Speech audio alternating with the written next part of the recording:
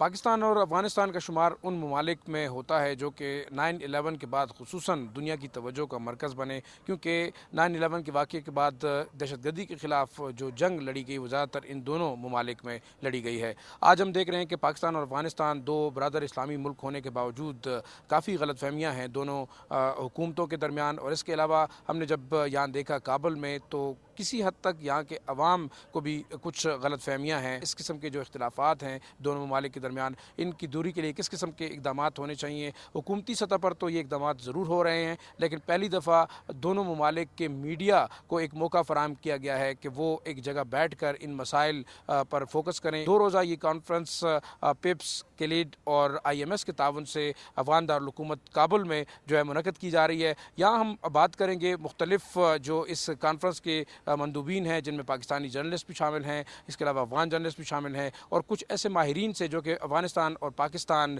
کے جو علاقے ہیں ان پر مہارت رکھتے ہیں۔ تو آئیے بات کریں گے کچھ ایسے جرنلسٹ ہیں جو اس کانفرنس میں شریک ہیں۔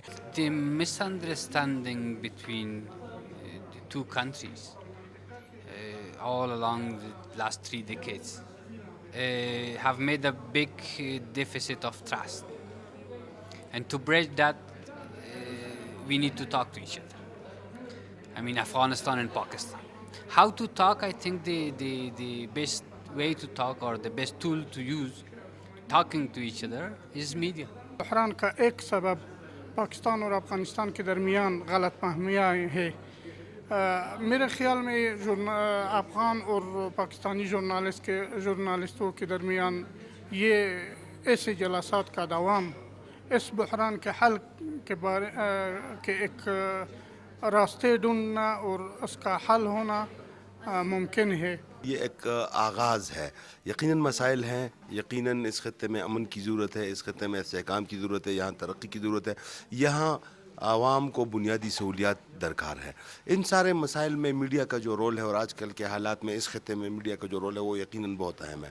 جی ناظرین، جیسے سنا آپ نے پاکستانی اور جو افغان جرنلسٹ ہیں ان کی کیا رائے ہے، لیکن ماہرین جو اس خطے کے بارے میں اپنی ایک رائے رکھتے ہیں، کچھ ماہرین سے بھی بات کی ہم نے، ان کا کیا کہنا ہے آئیے دیکھتے ہیں۔ اگر ہم صرف اپنے رولرز اور گورنمنٹس پہ چھوڑ دیں تو جو ہمارے جو گورنمنٹس ہیں جو دونوں ممالک ہیں، یوزولی ان کے موڈز میں، پولیٹیکل ایٹیٹیوڈ میں کبھی کبھی بہت زیادہ اپس اینڈ ڈاؤنز ہوتے ہیں، جو کہ پھر الٹیمیٹلی یہ جو کلچرل لنک ہے، ہسٹوریکل لنک ہے، پھر اس کو بری طرح افیکٹ کرتے ہیں وہ۔ تو میرا خیال ہے کہ یہ جو پیپل ٹو پیپل کانٹیکٹ ہے، اس کے علاوہ پروفیشنل لیول پہ جرنلسٹ کمیونٹی کے درمیان ایز ویل ایز دوسرے ایریاز آف لائف میں، میرے خیال ہے contacts will give a better result. Pakistan کی نیڈ ہے کہ زیادہ سے زیادہ انفارمیشن کا فلو ہو، تاکہ افغانستان کو سمجھنے میں ہمارے پالیسی میکرز کو، ہمارے عوام کو مدد ملے، اور افغانستان کے لوگوں کا اس میں جو ہمارے کاؤنٹر پارٹ ہیں انٹرسٹ ہے کہ ان کے لوگوں کی کیپیسٹی بلڈنگ ہو۔ ناظرین، جیسے سنا آپ نے پاکستانی اور افغان جرنلسٹ کی رائے، اور اس کے علاوہ ماہرین کی رائے کہ پاکستان اور افغانستان جو کہ اتنے قریب اسلامی برادر ممالک ہیں، ان کے درمیان جو سطحی اختلافات ہیں انہیں اسی قسم کی بات چیت اور غلط فہمیاں دور کر کے ختم کیا جا سکتا ہے۔ اس قسم کی بات چیت جو کہ مسائل کے حل کرنے میں ایک اہم کردار ادا کر سکتی ہے، آئندہ مستقبل میں بھی ہونے چاہیے، اور اسی کے بلبوتے پر ہم کہہ سکتے ہیں کہ جو مسائل بات چیت سے حل ہو سکتے ہیں وہ کسی دوسرے طریقے سے حل نہیں ہو سکتے۔ زاہد شرازی، ڈان نیوز، کابل۔